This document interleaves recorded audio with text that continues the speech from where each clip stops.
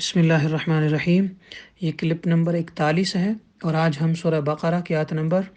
75 اور 76 اور 77 یعنی 75، 76 اور 77 کا ترجمہ اور تفسیر جانیں گے۔ اللہ رب العالمین نے ارشاد فرمایا، افتطمعون ان یؤمنوا لکم وقد کان فریق منہم یسمعون کلام اللہ۔ ترجمہ یہ ہے، کیا تم اس بات کی طمع اور لالچ رکھتے ہو یا حرص رکھتے ہو کہ یہ لوگ تمہارے لیے ایمان لے آئیں گے؟ ان میں سے ایک گروہ ایسا بھی ہے کہ اللہ کا کلام سنتا ہے، یسمعون کلام اللہ، اللہ کا کلام سنتا ہے، ثم یحرفونہ من بعد ما عقلوہ، پھر سمجھ لینے کے بعد جان بوجھ کر اسے بدل دیتا ہے، وہم یعلمون، اور وہ یہ بات اچھی طرح جانتے ہیں کہ یہ اللہ کا کلام بالکل ٹھیک ہے، اسے نہیں بدلنا، اس کے باوجود وہ بدل دیتے ہیں۔ بھلا کیا بدلتے تھے وہ؟ میں آپ کو چند مثالیں دیتا ہوں۔ اللہ تعالیٰ کے کلام کی تعریف کرتے اور یعنی کلام کو بدلتے، یہ کرنا کفر ہے، یعنی ایسا کرنے والا اسلام سے خارج ہو جاتا ہے۔ اسی طرح جو قرآن کو جان بوجھ کر بدلے، وہ بھی دار اسلام سے خارج ہو جاتا ہے۔ کفار جو ہیں، نبی اکرم صلی اللہ علیہ وسلم جو ہیں، ان کی عظمت جو بھی آتی تورات میں تو اسے بدل دیتے تھے۔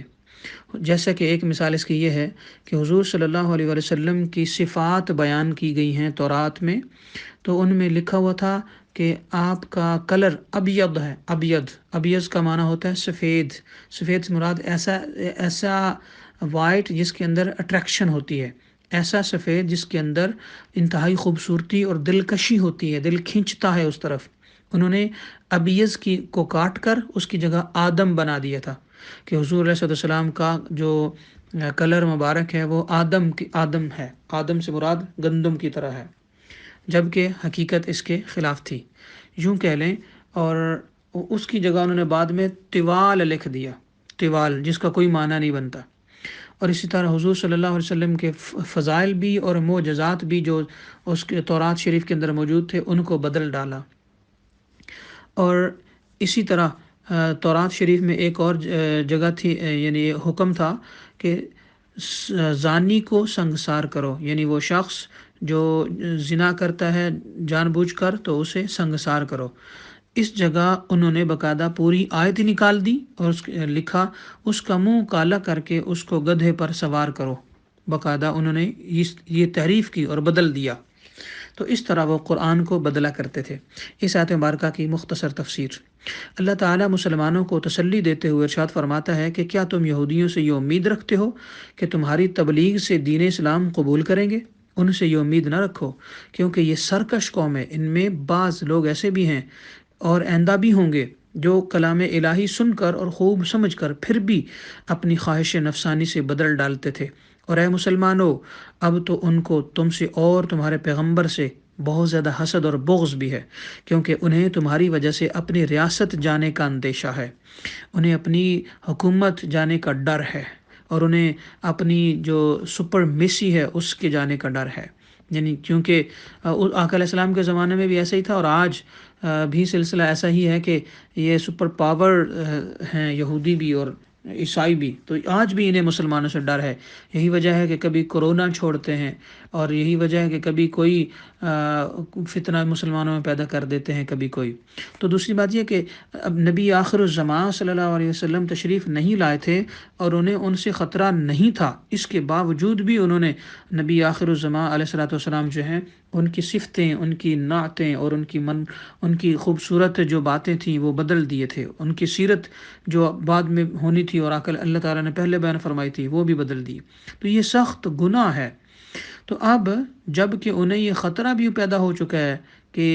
اب ان کی بادشاہت نہ رہے گی، تو پھر یہ آپ کی بات کیسے مان لیں؟ لہٰذا آپ پریشان نہ ہوں، اور جب یہ مان لیں تو بڑی بات ہے، اور اگر کوئی نہ مانے تو انہیں ان کی حال پہ چھوڑ دیں، اور آپ کا کام تو پہنچا دینا ہے۔ اس آیت مبارکہ سے چند نقطے بھی ملے۔ پہلا نقطہ یہ کہ ضدی عالم انصاف کرنے والے جاہل سے کئی درجے بدتر ہے۔ وجہ یہ ہے کہ اس جاہل کے ایمان لانے کی امید ہے، مگر وہ عالم جو بظاہر اب مومن ہے یا اپنے آپ کو ایمان والا سمجھتا ہے اور وہ آقا علیہ السلام کی بات کو لے کر یا آپ کی عظمت کو لے کر ضد کرتا ہے، اس کے ایمان کی کوئی امید نہیں ہوتی، لہذا اس کی طرف جاؤ ہی نہیں، اس کے پیچھے ہی نہ پڑو۔ یہی وجہ ہے کہ آج کے زمانے میں مناظرہ کرنا، یعنی ایک مسلک دوسرے مسلک سے مناظرہ کرتا ہے، ایک ملک کا عالم دوسرے ملک کے عالم سے مناظرہ کرتا ہے، تو مناظرہ کرنا بالکل بھی فائدہ مند نہیں، کیونکہ بیچ میں اللہ کی رضا تو مقصد ہوتا ہی نہیں، رضا تو آبرو بچانا ہوتا ہے اور ضد ہوتا ہے، لہٰذا اس طرح بالکل بھی مناظرہ آج کے دور میں نہیں کرنا چاہیے، بلکہ اپنی بات آگے پہنچا دینی چاہیے۔ مگر دین کی بات کرنے کا حق جو ہے وہ، یعنی بہت ساری باریکیوں کو بیان کرنے کا حق جو ہے وہ علماء ہی کو ہے۔ بہت سارے ایسے لوگ بھی ہیں جو علماء نہیں، خود ساختہ مبلغ بنے ہوئے ہیں، تو وہ بہت ساری جہالت کی باتیں کر جاتے ہیں، بہت ساری اسلام سے، قرآن سے اور نظریہ اسلام سے ہٹ کر باتیں کر جاتے ہیں، جس کی وجہ سے عوام الناس میں بہت زیادہ خطرات پیدا ہو جاتے ہیں۔ تو ایسے لوگوں کو سننے سے بچنا چاہیے۔ ایسے بہت سارے موٹیویشنل سپیکرز بھی ہیں کہ جو لوگوں کو موٹیویٹ تو کرتے ہیں، مگر کرتے کرتے وہ اسلام کی تبلیغ کا بھی انہیں بہت شوق پڑ جاتا ہے۔ تو جب شوق پڑے اسلام کی تبلیغ کا، تو پھر وہ چونکہ ان کے پاس مکمل دین کا علم نہیں ہوتا، تو پھر وہ لوگوں کو گمراہ کرنے کی طرف چلے جاتے ہیں، اور جو چیز انہیں سمجھ آتی ہے صرف وہی سمجھتے ہیں، قرآن و حدیث کا مقصد نہیں سمجھتے، کیونکہ انہوں نے پورا پڑھا نہیں ہوتا۔ تو ایسے لوگوں کو، جو کچے علماء ہیں یا کچے اسکالرز ہیں، انہیں سننے سے باز رہنا چاہیے، تاکہ آپ کا ایمان کہیں ضائع نہ ہو جائے۔ اسی طرح اللہ تعالیٰ نے اگلی آیت میں فرمایا وَإِذَا لَقُوا الَّذِينَ آمَنُوا قَالُوا آمَنَّا، اور جب مومنوں سے ملتے ہیں تو کہتے ہیں ہم ایمان لے کے آئے ہیں۔ وَإِذَا خَلَا بَعْضُهُمْ إِلَىٰ بَعْضٍ، اور جب وہ آپس میں ایک دوسرے سے ملتے ہیں، قالوا، تو کہتے ہیں أَتُحَدِّثُونَهُمْ بِمَا فَتَحَ اللَّهُ عَلَيْكُمْ لِيُحَاجُّوكُمْ بِهِ عِندَ رَبِّكُمْ، تو کہتے ہیں کیا تم ان مسلمانوں کے سامنے وہ کچھ بیان کر دیتے ہو جو صرف اللہ تعالیٰ نے تم پر ہی ظاہر کیا ہے، یعنی آقا علیہ السلام کی عظمتیں، تو افلا تعقلون،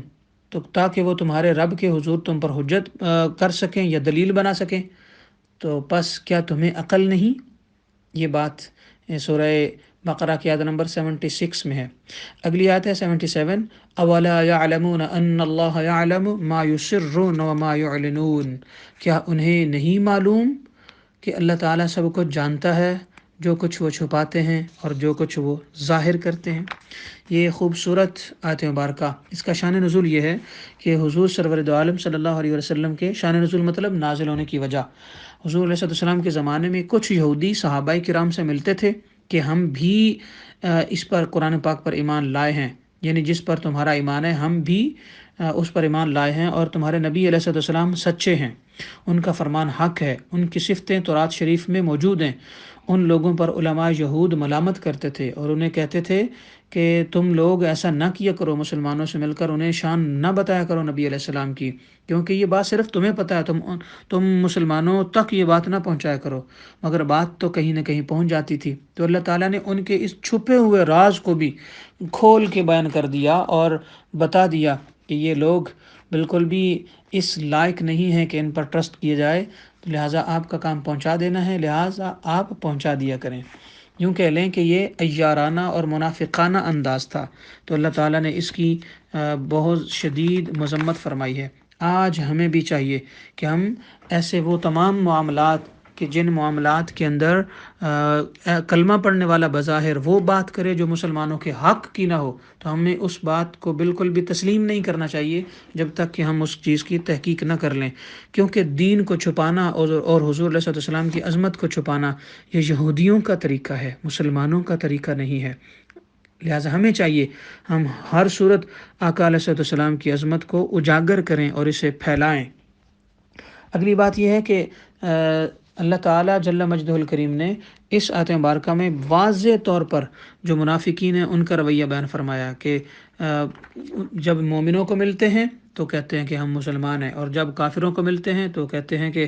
یعنی اپنی بات بدل دیتے ہیں۔ تو اللہ تعالیٰ نے فرمایا اے مومن ایسے نہ ہوا کرو۔ ہمارا آج حال یہ ہے کہ جب ہم یہود و نصارہ کے سامنے جاتے ہیں، جب کوئی قادیانی ٹرمپ کے سامنے چلا جائے تو اپنی مظلومیت شو کرتا ہے، اور اسی طرح ہمارے مسلمان جو پاکستان اور یا دوسرے ملکوں سے جاتے ہیں یورپ وغیرہ نیشنلٹی لینے کے لیے، اپنا ایمان بدل دیتے ہیں، وہاں پر ان کے پرفارموں پر سگنیچرز کر دیتے ہیں، ان کے یوں کہہ لیں کہ یو کے کی نیشنلٹی کے لیے، امریکہ کینیڈا کی نیشنلٹی کے لیے جو ہے وہ اپنے ایمان کو بدل دیتے ہیں، ان کے ایمان کی طرف لگ جاتے ہیں۔ تو ایسا کرنے والوں کو اللہ تعالیٰ نے فرمایا مت کرو،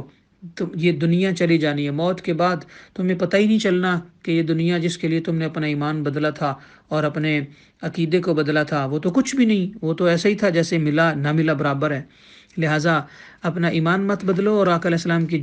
جو عظمت ہے یا جس پر تمہیں یقین ہے بس اسی عظمت پر ایمان لائے رکھو، اسی میں نجات ہوگی۔ تو رب کائنات ہمیں آقا علیہ السلام کی عظمت کو بلند کرنے کی توفیق عطا فرمائے۔ آخر میں ایک دلیل دیتا ہوں کہ حضرت عمر رضی اللہ تعالیٰ عنہ کے زمانے میں مسجد میں ایک ایسا امام تھا کہ جو سورہ عابسہ پڑھا کرتا تھا۔ تو سورہ عباسہ کے اندر اللہ تعالیٰ نے آقا علیہ السلام کو ایک تنبیہ فرمائی ہے، اور تنبیہ سے مراد یہ ہے کہ توجہ دلائی تھی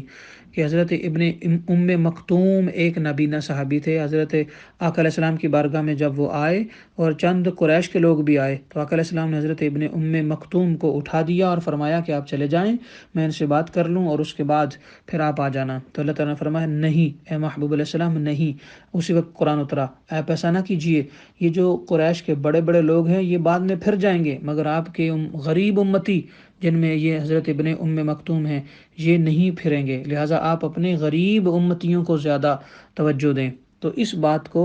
جان بوجھ کر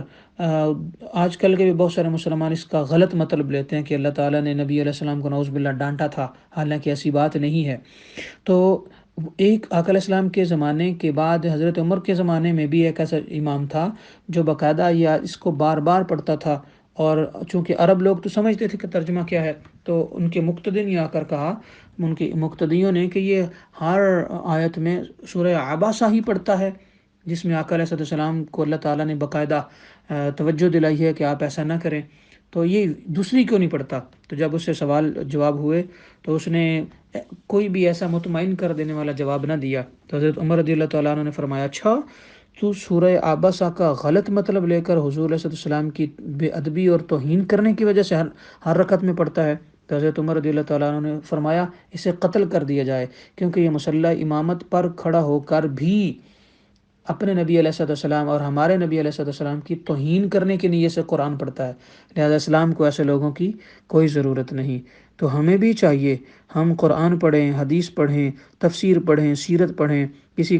کا خطاب سنیں تو اس میں سے یہ نیت نہیں ہونی چاہیے کہ ایسی بات سنوں جس میں آقا علیہ السلام پر اعتراض ہے، حالانکہ آقا علیہ السلام کی ذات پر قرآن و حدیث میں کوئی اعتراض نہیں آیا، آپ کی سیرت میں بھی کوئی اعتراض نہیں آیا، مگر اس کے باوجود وہ لوگ جو یہودیوں کی بکس پڑھتے ہیں، جو کرسچنز کی بکس پڑھتے ہیں، تو ان بکس کے اندر تو انہوں نے بالکل واضح طور پر کھل کر آقا علیہ السلام پر بلا وجہ کے اعتراضات کیے ہوئے ہیں۔ تو جب قرآن کا علم نہیں اور ہم دوسروں کے اعتراض پڑھیں، اور خالی و ذہن ہو جب بندہ ہوتا ہے اور اعتراض پڑھتا ہے تو اس کا جواب جب ذہن میں نہیں ہوتا تو بندہ گمراہ ہو جاتا ہے۔ تو اس لیے ہمیں چاہیے کہ ہم قرآن و حدیث میں پہلے تحقیق کر لیں، سب کچھ پڑھ لیں، جان لیں، اس کے بعد کہیں اور توجہ کریں تاکہ ہمارا ایمان نہ ڈگمگائے۔ تو یہی راز ہے ایمان بچانے کا، اور آج کے دور میں تو انتہائی ضروری ہے۔ رب کائنات ہمارے ایمانوں کی حفاظت فرمائے، آمین۔ وما علیہ الا البلاغ۔